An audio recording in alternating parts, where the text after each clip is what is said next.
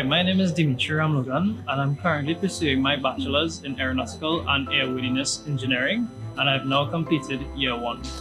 Hi, my name is Sidney Bonio. I am pursuing my bachelor's in manufacturing and design engineering. I've also now completed year 1. Today, our goal is basically to have some conversations with some students regarding how they feel about the workshop they just attended. Okay, so this is actually one of the first workshops we attended as students. Right. I think it was well put together and everybody was so prepared. Like, in my opinion, there were no hiccups, and so far we're enjoying it. And I look forward to many, many more. Okay. As prospective teachers, we would be working with students of different ages. So, we specialize in primary education. So that ranges from age 5 to 12. So, when we go out on practicum, we're not sure what classes we would get. But, you have to be well prepared because, during this practicum, you would have to have students working in groups to complete certain assignments. So, you would have to have a leadership skill also to work with them or to teach to them because, they're young kids. They don't know about leadership yet.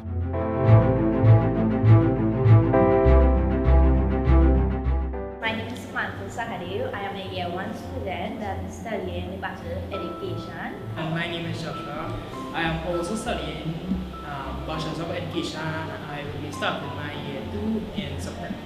Right, so you guys were here for when we were talking about the characteristics of a leader, right? Can you guys let me know what you guys remember from the characteristics of a leader? What was your takeaway? Some of the characteristics that I remember, one, the leader must be trustworthy. Right. It must be honest, it must be willing to have a listening ear, to be open-minded.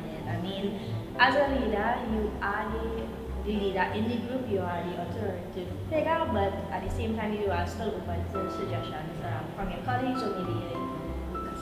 Yes. And we're just going to ask them a few questions on how they thought the program was. So, Alex, can you just give us a brief introduction about yourself? Alex Hewitt, Executive Guild President, studying the Bachelor's in Computer Engineering, Year 3 student at the Pontus campus. And for me, this program, as the Guild President, you must have some quality of leadership.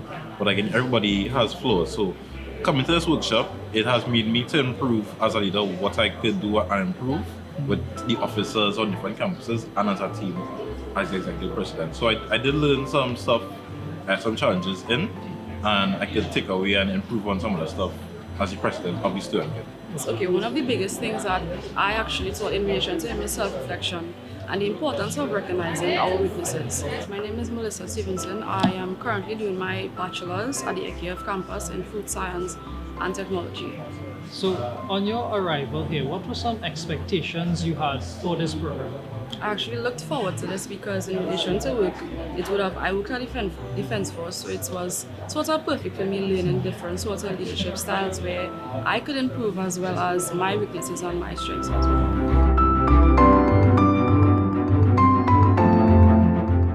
My age, I kind of still figure out what do I like. I know where I am. I'm a civil engineer. I'm working in the field, but who am I in this field? Yeah. So sometimes you have to create your identity because you end up following somebody else's path or doing something that somebody else wants you to do. But you have to create your own path as an individual in the field. Well, on the topic of gender in the field of civil engineering, do you think it's harder for women, or what were your experiences with that, and how did you overcome it? It would have been a while back. There are still some challenges in engineering where they think that it's still a male-dominated field, but there are barriers being broken down where a lot of women are proving that it is capable. We could do this as well. I have been put into projects where I'm the only female on site. I've been put into projects in the, let's just say, FAR. I've worked on projects in Point 14, Penal, Queenham, that is behind Penal with no service. And some some people was like, I don't want to do that. I don't want to go so far. You work on a site where the only proper toilet facility is a portable toilet. As a female, how are you going to? Are you going to let that one minor challenge affect you and where you want to go? Yeah. So there are women entering the field, but we need a bit more to come together and be bold-faced to, you know, pull the barrier down fully as well. Yeah.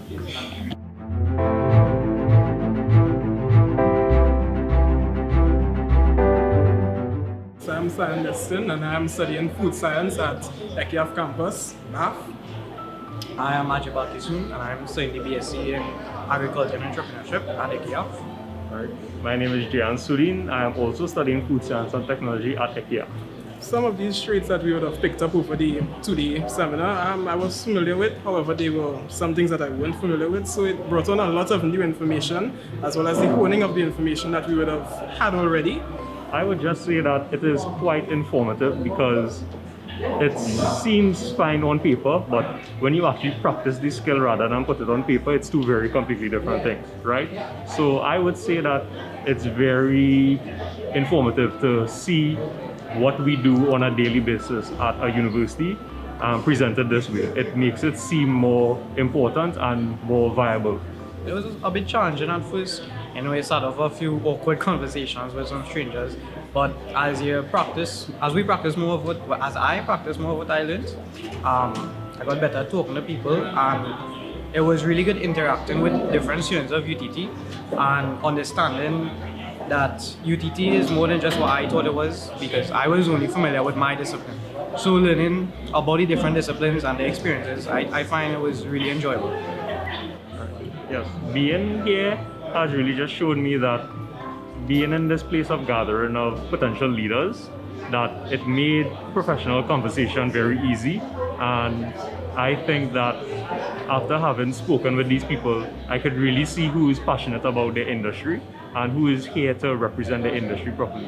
And not only that, but interconnect, because not every industry might hold hands. However, all industries need to work together to make a country possible and to make economy happen. So I think it was really, really great to meet potential future leaders and future investors and just future employers.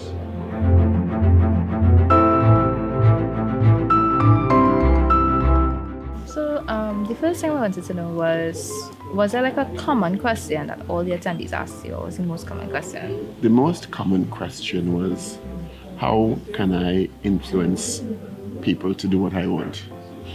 So I asked, why are you asking that? They say, well, they think that's management. I said, well, no. Management is a series of skill sets that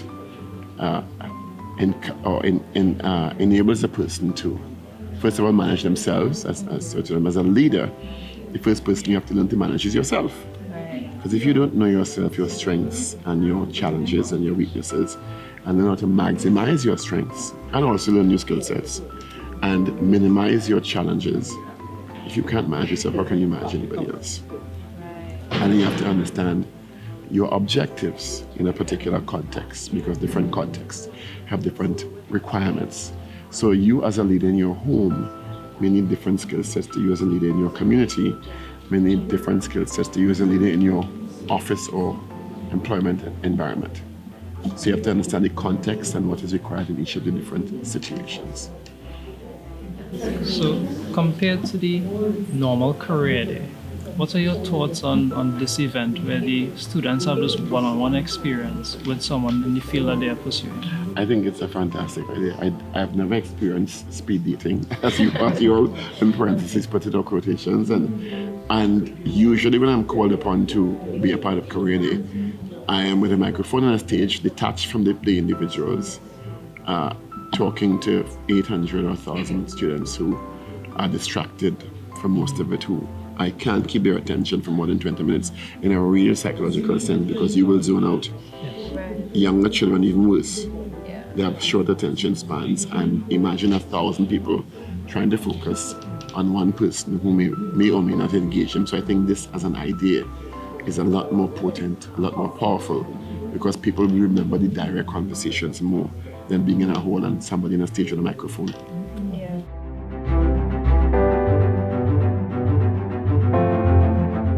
A really really can't identify one specific question. I think most of the individuals that I met with were very intrigued with the story of success and what involved in achieving the success. Another important question was on their minds, if I was to consolidate, would be if I was to suggest one thing that they would have needed. And I told them, select a career that they love. Because if you love it, it does not work again. All right, and therefore, when you invest your time into it, it will be considered something that you're doing that you're enjoying, and therefore it's not work. So that was what it was. And then there was a lot of questions in the area of cybersecurity, and there was a lot of intrigue in the other areas of business that we do that are in the security, but not mainstay security. So it's not guarding them. Things to do with ground information system, GIS, the cybersecurity aspect of what we do and how we do it. Those were things that were intriguing to them. So during this two-day conference, right, we talked a lot about like characteristics of leaders and stuff like that. So as a leader in your field, what characteristics do you think are necessary for people to have going into it? Okay, so I mean, if we're not going to follow textbook here, right? So we're going to go by what has worked for me. Okay, so what has worked for me would be perseverance, persistence, learning from my mistakes were all facets that was critical in my own success journey. Understanding my competition, understanding what would have made me different. So I needed to be analytical. I needed to be able to understand what factors that I would have needed to introduce that would make me or differentiate me from everybody else.